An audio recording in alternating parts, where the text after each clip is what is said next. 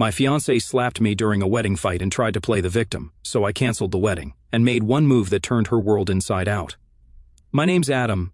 I'm 29 and I work in IT. I've always been pretty chill, maybe even too much. I don't like drama or making a big deal out of things. I'd rather talk stuff out and move on. Kendra, my ex-fiancée, was the opposite. She's 27, works in marketing, and is the kind of person who thrives on energy. She's charismatic, super outgoing, and loves being the center of attention. When we first got together, her fiery personality was one of the things I loved about her. She was passionate, determined, and had this confidence that made you believe she could take on the world. Over time, though, I started noticing that her passion sometimes crossed a line into stubbornness. There were little red flags I ignored, like the time we went to a dinner party with my coworkers, and she made a comment about how I could have dressed better in front of everyone, laughing like it was a joke, or how she always had to pick the restaurant when we went out. If I suggested something different, she'd either roll her eyes or say, "Well, I guess you don't care if I enjoy dinner." At first, I thought it was just her being particular, but it started to feel like things always had to go her way. It became clear that if she wanted something, she wouldn't back down until she got it. I brushed it off for the most part because, well, no one's perfect. Fast forward 4 years, and we're engaged. Wedding planning was intense, to say the least. Kendra wanted this massive, Pinterest-perfect wedding with over 200 guests, an elaborate venue, and God knows how many floral arrangements. I, on the other hand, wanted something smaller, intimate, and manageable. We weren't rolling in money, and I didn't see the point of blowing our savings on a single day. But every time I brought up my concerns, it turned into a fight. She'd accuse me of not caring about the wedding or not wanting to put in the effort. I tried to explain that I wasn't against the wedding, I just wanted us to be realistic. It wasn't just about the guest list either. Every detail had to meet her exact vision. I remember one time she spent 2 hours debating with the florist about the color of the centerpieces, only to snap at me when I suggested we go with something simpler. "If you're not going to take this seriously, why are you even here?" she said, completely ignoring the fact that I'd left work early to make it to that appointment. It wasn't about compromising, it was about her winning. Then came that night. We were in the living room, buried under the chaos of wedding planning.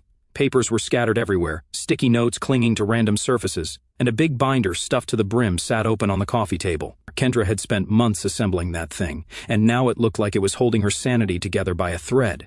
She was pacing back and forth, her words tumbling out in an endless rant about finalizing the guest list. She was fixated on inviting a sea of distant relatives I couldn't even begin to place. Cousins thrice removed, their kids, their plus ones. It felt absurd. I sat on the couch, watching her whirl around the room like a storm, trying to find the right moment to speak. "Kendra," I said cautiously, "do we really need to invite people we barely know? Shouldn't this be about the people closest to us?" She stopped mid-step, slowly turning to face me. Her eyes were sharp, her posture stiff. "Why don't you take this seriously, Adam? Do you even care about this wedding?" That question hit like a punch to the gut. I felt the tension in my chest rise, but I forced myself to stay calm. "Of course I care," I said evenly, "but it's not about how many people are there or how extravagant it is. It's about us, about starting our life together." Her expression darkened, and her voice rose. "You just don't get it. This isn't about us. It's about celebrating what we have with the people who've been there for our families. This is supposed to be the most important day of our lives, and you're treating it like a business transaction." "It's not that," I said, struggling to keep my frustration in check. "I just think we need to be realistic. We can't afford to invite half the state. That's not what's going to make the day special." Her laugh was short and bitter. "Realistic? You mean cheap, right? You don't care about making this day memorable. You just care about the price tag." "Kendra, come on," I said, my voice tightening. "That's not fair. I'm trying to keep us from going into debt over this. Isn't that what matters? Starting our marriage on solid ground." "You always do this," she snapped, stepping closer. Her tone was sharp enough to cut. "You make me feel like I'm ridiculous for wanting something beautiful. Why do I even bother trying to make this special when you clearly don't care?" I stood up, my frustration boiling over. "Don't put words in my mouth. I care, but I'm not going to pretend throwing money at it will make it better. This is supposed to be about love, not putting on a show for people we barely know." She was trembling now, her face flushed, her hands balled into fists at her sides. "You're impossible," she said through gritted teeth. "You don't hear me. You never hear me." Her voice cracked, and for a second I thought the tension might break into something softer, maybe a chance to de-escalate. But then she closed the distance between us, her movements abrupt and determined. "Kendra, let's just—" Before I could finish, her hand came down hard across my face. The slap echoed in the silence that followed, leaving a sharp sting on my cheek and an even deeper one in the pit of my stomach. For a second, I just stood there, stunned. I've never been in a situation like that before, and it felt like time froze. My cheek was burning, but it wasn't the pain that got to me. It was the sheer disbelief. This was someone I loved, someone I was supposed to marry, and she had just crossed a line I never thought she would. I stared at her, my mind racing to process what had just happened. Her expression shifted immediately from fury to shock, her mouth opened slightly, her face pale. "Adam," she whispered, her voice shaky and unsteady. I didn't mean to, I swear I didn't." I couldn't speak for a moment. I could feel my chest rising and falling as I fought to keep my composure. Looking back, there had been moments leading up to this, the way she'd throw verbal jabs when she didn't get her way or escalate every disagreement until I was the one who brushed it off to keep the relationship. This wasn't a one-off.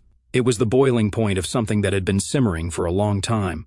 Finally, I stood up, slow and deliberate, and met her eyes with a calmness that surprised even me. "Pack your things," I said, my voice quiet but unyielding. Her eyes widened, and she took a half-step back, her hands clutching each other. "What?" "Adam, wait." "No, I didn't mean it. You have to believe me. I wasn't thinking—" "Stop," I interrupted, holding up my hand. "I don't care what your excuse is. You put your hands on me, Kendra. That's not something I'm ever going to tolerate. Get your stuff and get out." She started crying, pleading with me to let her explain, but I wasn't having it. "There's nothing to explain," I said firmly. "You crossed a line, and I'm done. Pack your things and go." She tried to argue, but I wasn't going to let her guilt me into backing down. I stood there, arms crossed, watching as she grabbed her purse and some of her things. Her hands were shaking, and she kept looking at me like she was expecting me to change my mind, but I didn't. When she finally left, the house felt eerily quiet. I sat back down on the couch, staring at the wedding binder and the mess of papers she'd left behind, realizing that I had just ended a 4-year relationship in the span of 15 minutes. And the craziest part? I wasn't even angry anymore. The next morning, I woke up to my phone buzzing non-stop, calls, texts, notifications. It felt like the whole world wanted to know what was going on. Kendra must have told a few people, and it spread like wildfire. I decided to start dealing with the fallout. First, I called my parents. My mom answered right away, her voice bright and cheery, like she was expecting a wedding update. "Adam, how's it going? Did you and Kendra finally decide on the cake?" I took a deep breath. "Mom, there's no cake. There's no wedding." I broke it off. She didn't say anything for a moment. I thought the call had dropped. Then she said, "You what?" In that tone only a mother can pull off, equal parts shock and disappointment. "Look, it's a long story," I said, "but it's over. Kendra's out of the house and I'm calling off the wedding." She didn't take it well. "Adam, this is a huge deal. People are expecting a wedding. Do you realize how embarrassing this will be for everyone involved?" "Mom," I cut in, she crossed a line. More silence. Then she softened. "Oh, honey, are you okay?" "I'm fine," I replied, "but I'm not marrying someone who thinks that's acceptable." That seemed to click for her. She let out a long sigh and said, "I get it. I don't like it, but I get it. I'll tell your father. Do you need anything?" "No, I'm good. Just maybe give me some space for a bit." She agreed, though I could hear the worry in her voice. After hanging up, I moved on to the next task, canceling the wedding. I started with the venue. The woman on the other end was polite but hesitant when I told her we wouldn't be moving forward. "I'm sorry to hear that," she said. "We'll need to discuss the deposit." "Keep it," I said. "I don't care." Then there was the photographer, the caterer, and the DJ. Each call felt like ripping off a bandage. By the time I was done, I was mentally drained. That's when the texts from Kendra started pouring in. At first they were apologetic, long paragraphs about how she was sorry, how she didn't mean to slap me, how stress overwhelmed her. Then they shifted to anger. "I can't believe you'd throw away 4 years over one mistake," she wrote. "You're being so dramatic." By the end of the day, they were a mix of desperation and guilt-tripping. "You're ruining my life," she texted. "Everyone's asking me what happened, and I don't know what to say." I didn't respond to any of it. What was there to say? She knew what she'd done. Things got worse when mutual friends started reaching out. Some were supportive. My buddy Nate called to check on me. "Dude, I heard what happened. Are you okay?" "Yeah," I said. "Just dealing with the fallout." "You did the right thing," he said. "No one should have to put up with that." Others weren't so understanding. Kendra's friend Taylor, for instance, decided to take her side. She started posting vague but pointed comments on social media. Stuff like, "Some people can't handle a strong, independent woman, and imagine being so fragile you ruin a relationship over nothing." She didn't tag me directly, but it was obvious who she was talking about. It didn't bother me as much as it should have. If anything, it was just annoying. I didn't care what Taylor thought of me. What did bother me, though, was how Kendra's parents reacted. Her mom called me the day after I ended things, her voice shaky and full of guilt. "Adam, please don't do this," she said. "Kendra's been under so much stress. She didn't mean to hurt you." "I'm sorry," I replied, "but there's no coming back from this. I can't marry someone who thinks it's okay to lay hands on me no matter the reason." "She's devastated," her mom said. "She loves you. Can't you give her another chance?" "No," I said firmly. "I've made my decision." Her dad called later that evening, but his tone was colder. "I don't know what happened," he said, "but this is going to reflect badly on both of you. People will talk." I almost laughed. "With all due respect, sir, I'm more concerned with my personal boundaries than what people might say." He hung up shortly after, clearly unimpressed. By the end of the week, it felt like I'd been put through the ringer. I wasn't sad or heartbroken, just exhausted. The emotional weight of dealing with everyone's opinions was heavier than I'd expected. Then came the rumors. Someone, I'm guessing Taylor, started spreading word that I'd overreacted and that Kendra was the real victim. A few mutual acquaintances reached out to hear my side, which was their polite way of saying they didn't believe me. "She said she was just stressed," one person texted. "You didn't have to kick her out, did you?"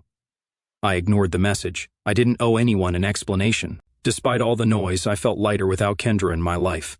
The house was quieter, yes, but it was also peaceful, and there was space to breathe without arguments and tantrums. Still, something about the whole situation didn't sit right with me. Kendra's reaction to the breakup felt off. Sure, she was upset, but her focus seemed less on what she'd done and more on how I'd responded. The way she tried to paint herself as the victim didn't make sense, especially since she was the one who crossed the line. I started wondering if there was more to the story. Was the slap really just a moment of stress, or was there something deeper going on? It wasn't like her to lose control like that. That nagging thought stayed with me until I met up with Lauren, a mutual friend who always seemed to know what was really going on. I wasn't expecting much, but what she told me changed everything. She called me up one afternoon, sounding hesitant, which was rare for her. Lauren isn't the type to hold back. She's blunt, and that's one of the reasons I've always trusted her. "Hey, Adam," she started. "Can we talk? I think there's something you should know." I could tell by her tone that this wasn't going to be good. "What's up?" I asked, trying to sound casual, even though I felt a knot forming in my stomach.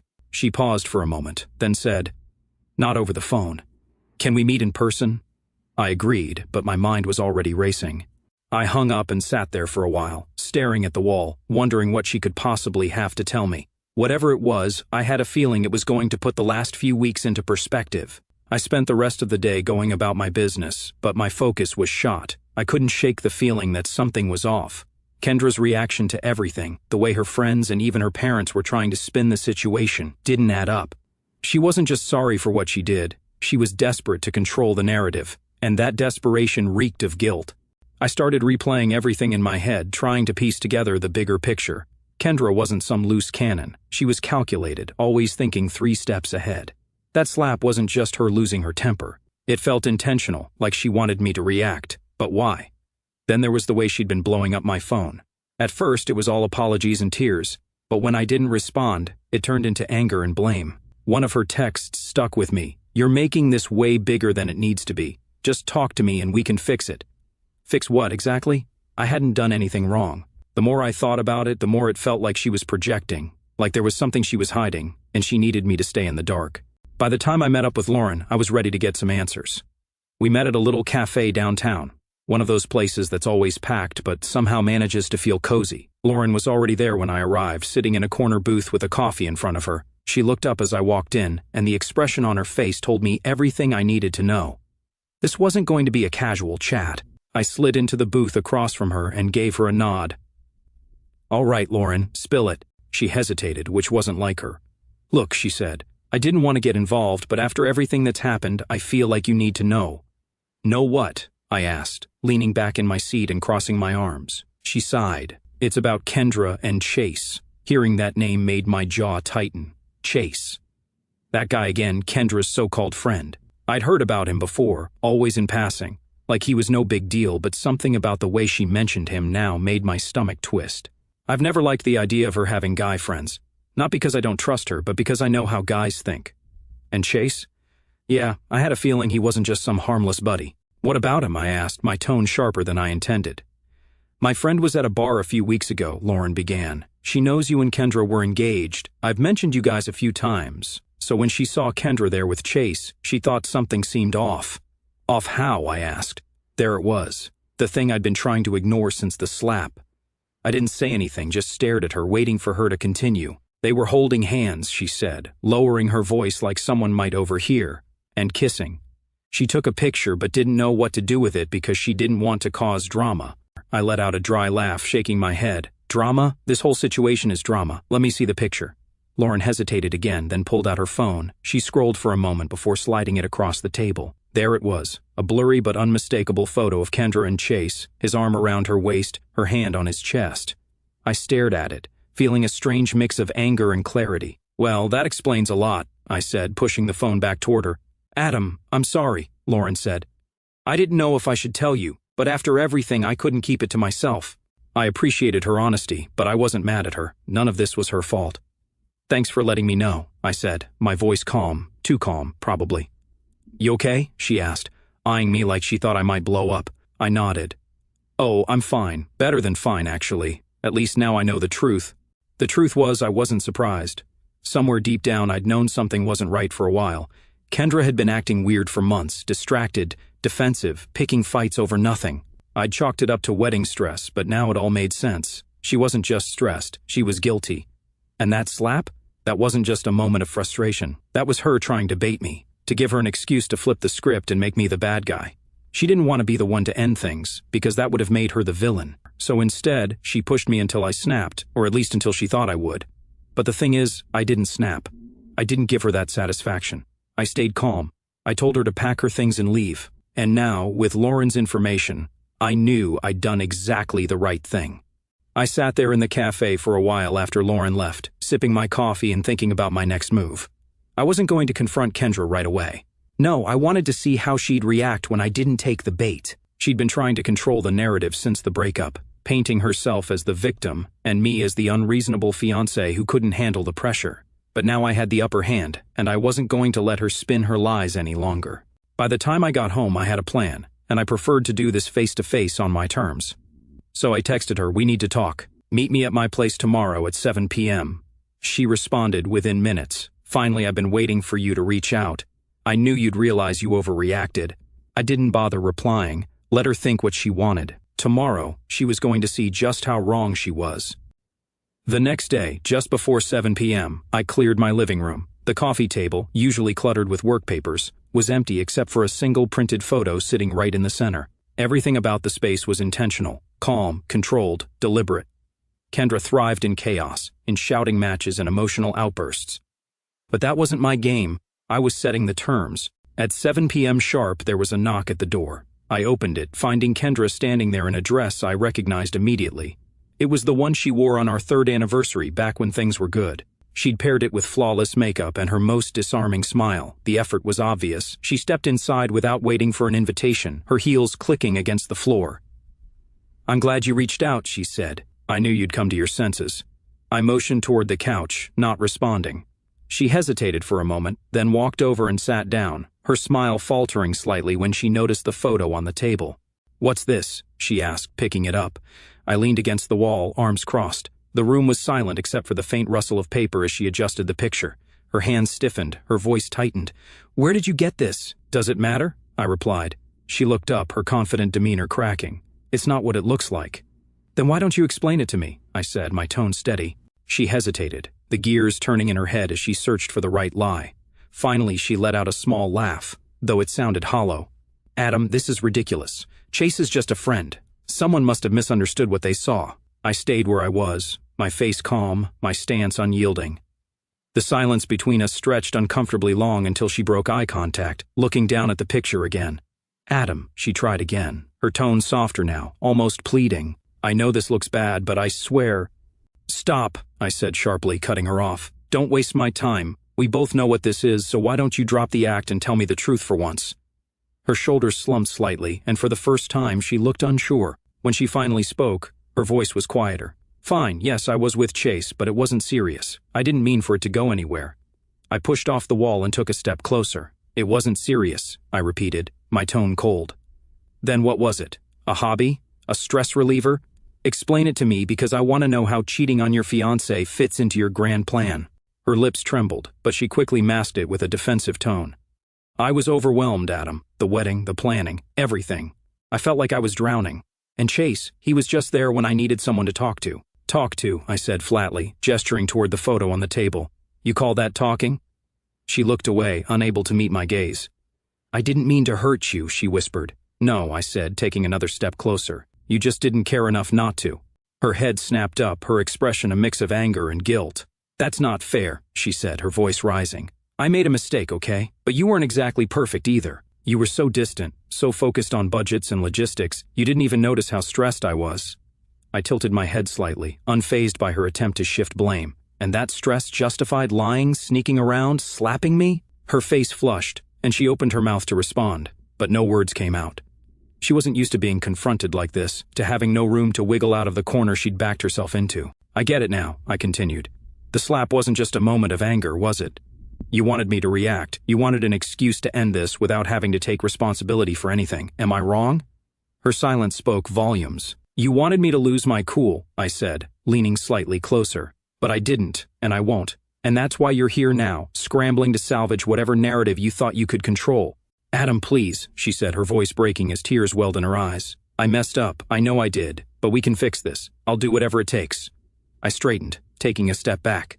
Fix what, Kendra? The trust? The respect?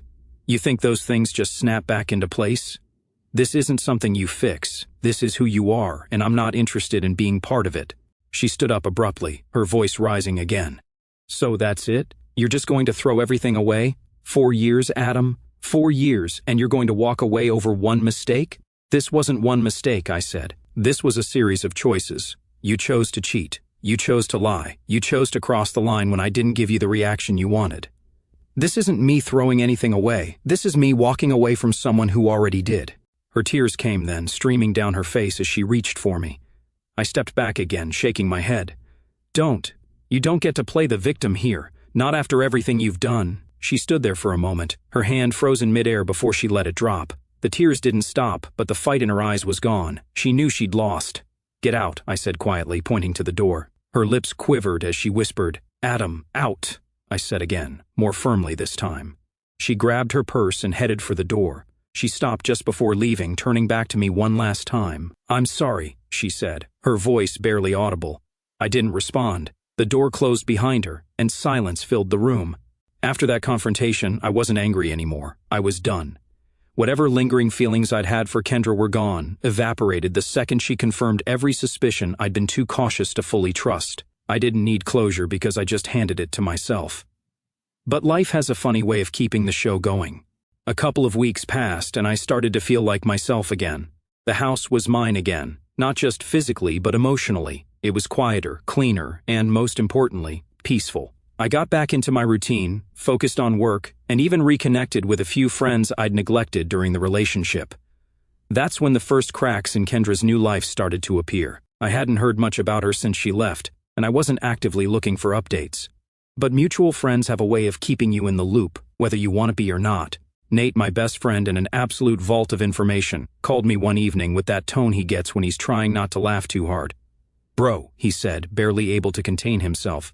You are not going to believe this. What? I asked, already bracing for something ridiculous. Kendra moved in with Chase. I raised an eyebrow, leaning back in my chair. And he dumped her. Hard. Now that got my attention. What do you mean, dumped her? I mean, he kicked her out, Adam, Nate said, clearly enjoying himself. Apparently, she's been staying with her parents ever since. Word is he caught her cheating on him, too. I couldn't help it. I laughed. Not just a chuckle, but a full-on can't-catch-my-breath laugh. Karma doesn't always work quickly, but when it does, it's poetic. Wait, I said, still grinning. She cheated on Chase? With who? Some guy from her gym, Nate said. Apparently, they'd been hooking up for weeks. Chase found out and threw her stuff out on the lawn. One of his neighbors took a video of it and posted it online. I shook my head, half in disbelief and half in satisfaction. Send me the video. Nate didn't even hesitate. Within seconds, I had a link to a grainy clip showing Chase tossing garbage bags full of Kendra's belongings onto the grass while she stood there crying and yelling at him. He didn't say much, just pointed at her car and shouted something about her needing to leave before he called the cops. It was a mess, a perfect karmic mess. I realized how blatantly obvious it was that her pattern of self-destruction was finally catching up with her. Guess she's not as smooth as she thinks she is, I said, smirking. That's an understatement, Nate replied. Dude, it's wild. Everyone's talking about it. Even her little social media crew is turning on her. Taylor hasn't posted anything defending her since it happened. Taylor, Kendra's self-proclaimed best friend, had been one of the loudest voices trashing me online after the breakup. She'd posted all kinds of vague, passive-aggressive nonsense about fragile men and how real women intimidate the weak. I'd ignored it, of course, because engaging with her wasn't worth my time.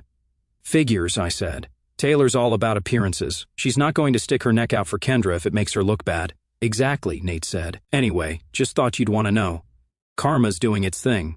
We wrapped up the call, and I spent the rest of the evening replaying the video a couple more times, each time feeling a little less guilty for enjoying it.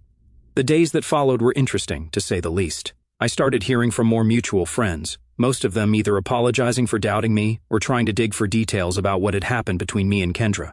I kept it short and simple. She crossed a line. I ended it. That's all there is to it. The truth is, I didn't feel the need to explain myself anymore. People could think what they wanted.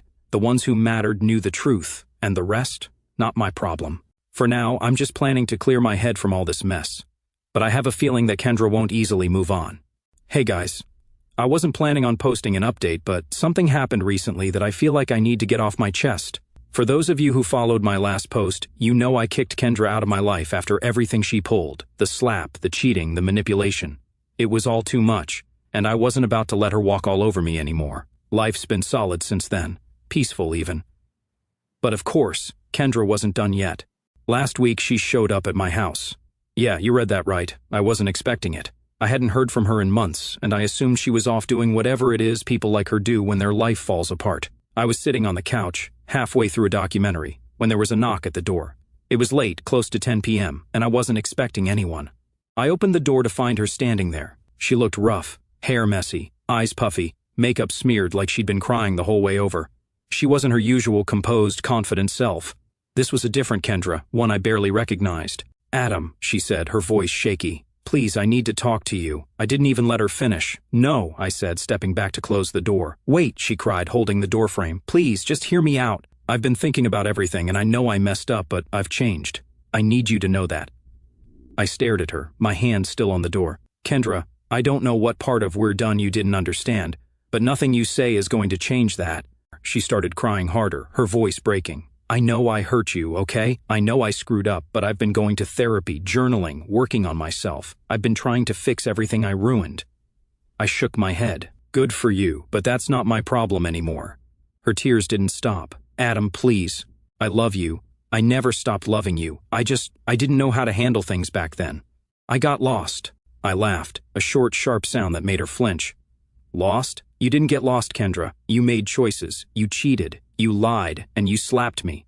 None of that was an accident, and none of it was my fault. So don't stand here and act like I owe you anything. Can't we just talk? She begged, her hands clasped together like she was praying. Just for a few minutes. No, I said firmly. We have nothing to talk about. Whatever you think we had, it's over. It's been over since the moment you decided to betray me. Her face crumpled, and for a second I thought she might collapse. Adam, she whispered, her voice barely audible. I don't have anyone else. I stepped back, my hand tightening on the door. That's not my fault, and it's not my responsibility to fix. I pushed the door closed, but she stopped it with her hand. Please, she said again, her voice desperate. Just give me a chance. I'll prove to you that I've changed. I let out a sigh, leaning against the doorframe. Kendra, you don't get it, do you? This isn't about whether you've changed or not. It's about the fact that I don't trust you anymore. You broke something that can't be fixed, and no amount of therapy or promises is going to change that. Her hand dropped, and she stepped back, her shoulders slumping. For a moment, she just stood there, staring at the ground. Then she looked up at me, her eyes red and swollen.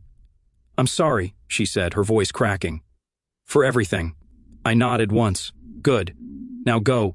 I didn't wait for her to respond. I closed the door, locked it, and walked away without looking back. Through the window, I saw her standing on the porch for a few more minutes before she finally left. And that was it. No dramatic ending, no last-minute arguments, just a clean break. Honestly, I felt nothing. No anger, no sadness, no regret. It was like a weight I didn't even realize I was carrying had been lifted. People like Kendra don't change overnight. Maybe she'll figure herself out one day, but that's not my problem. And I'm not about to let her back in just because she's finally realizing what she lost. For me, self-respect isn't negotiable. And once someone shows you who they really are, you don't give them the chance to do it again.